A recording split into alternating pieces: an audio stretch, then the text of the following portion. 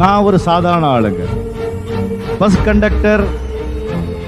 கண்டக்டருக்கு முன்னால நான் ஒரு ஆபீஸ் பாய், ஒரு கூலி மேன், ஒரு கார்பெண்டர். அதுக்கப்புறம் தான் நான் பஸ் கண்டக்டர். இப்போ நடிகன், நாளைக்கு எனக்கு தெரியாது. ஏன் இந்த கூலி வேலை, இந்த ஆபீஸ் பாய், இந்த கார்பெண்டர் வேலை, கண்டக்டர் வேலை ஏன் தெரியும்? இதுக்கு அது என்ன செய்ய வச்சது அப்படிங்கிறதுக்கு எனக்கு சரியா தெரியாது. பட் ஒன்று மட்டும் தெரியும், நான் ரொம்ப ஏழை குடும்பத்தில் பிறந்தவர், ரொம்ப ஏழையா இருந்தவர். ஒருமை என்னங்கிறது கேட்டில்ல, கண்டு இல்ல, அனுபவிச்சு நான் பார்த்துக்கிட்டே இருந்தேன்.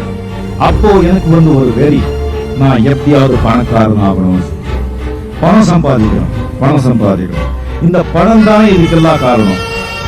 நான் எப்படியாவது பணம் சம்பாதிக்கணும் அப்படின்னு சொல்லி